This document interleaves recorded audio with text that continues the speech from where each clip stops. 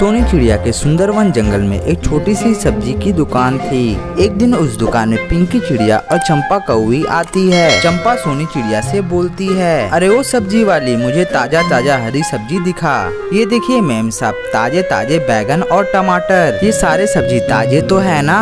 ये आप कैसी बात कर रही हो मैडम, मेरे सारे सब्जी हरे भरे और ताजे होते हैं। अगर आपको एक भी सब्जी सड़ी गली मिली तो मैं सब्जी बेचना बंद कर दूंगी।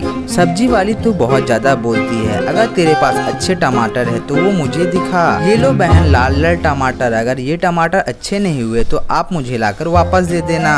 उसके बाद चंपा कौवी और पिंकी चिड़िया अपनी अपनी पसंद की सब्जियां ले लेती है। उसके बाद सोनी चिड़िया अपनी सारी सब्जी उठाकर घर जा रही होती है। तभी उधर से कालू कौवा आ रहा होता है और वो सोनी चिड़िया से टकरा जाता है और सोनी चिड़िया की जितनी भी सब्जी होती है वो नीचे गिर जाती है। अरे सब्जी वाली अंधी है क्या, तुझे दिखाई नहीं देता है कि मैं सामने से आ रहा था? अच्छा जी, देखकर तुम नहीं चलते और मुझे बोल रहे हो, गलती तो तुम्हारी है और ऊपर से मुझ पे चिल्ला रहे हो। मुझे तो ऐसा लग रहा है कि तुमने मेरी सब्जी जानबूझकर गिराई है। हे सब्जी वाली, ज्यादा भाषण मत कर और चुपचाप अपनी सब्जी उठा और यहाँ से निकल। अरे कालू कौवे, ज्यादा हीरो मत बन, मेरी जितनी भी सब्जी गिरी है उसे उठा दे, वरना तुम्हारे लिए अच्छा नहीं होगा। उसके बाद कालू कौवा सोनी चिड़िया के सारे सब्जी टोकरी में उठा देता है। ये सब चीजें चंपा कौवी और पिंकी चिड़िया देख रही होती है। पिंकी चिड़िया चंपा कौवी से बोलती है, देखा बहन, तेरे बेटे का गुस्सा उस सब्जी वाले के सामने फीका पड़ गया। तू एक काम कर, अपने बेटे की शादी इस सब्जी वाले के साथ करवा दे,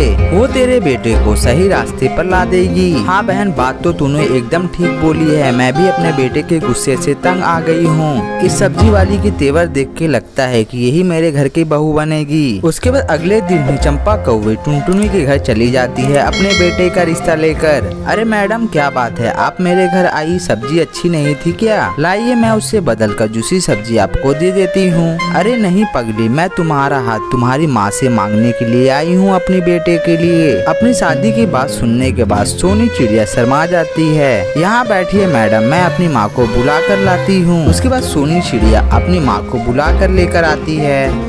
फिर सोनी चिड़िया की माँ और चंपा कौवी एक दूसरे से बहुत देर तक बातें करते हैं। फिर सोनी चिड़िया और कालू कौवा का रिश्ता तय हो जाता है। जाते समय चंपा कौवी अपनी बहू को शगुन के रूप में 501 रुपया देकर जाती है। उसके थोड़े दिन बाद ही सोनी चिड़िया और कालू कौवा की शादी धूमधाम से करवा दी जाती है। उसके बाद सोनी चिड़िया कालू कौवा की पत्नी बनकर उसके घर चली जाती है। उसके बाद सोनी चिड़िया अपने प्यार से अपने पति के गुस्से को शांत कर देती है और धीरे धीरे करके कालू कौवा भी गुस्सा करना बिल्कुल कम कर देता है। फिर कालू कौवा अपनी बीबी के लिए एक सब्जी का दुकान खोल देता है। फिर दोनों पति पत्नी उस दुकान को बहुत अच्छे से चलाते हैं और वो लोग खुशी खुशी रहने लगते हैं। और ये कहानी यहीं पर समाप्त हो जाती है।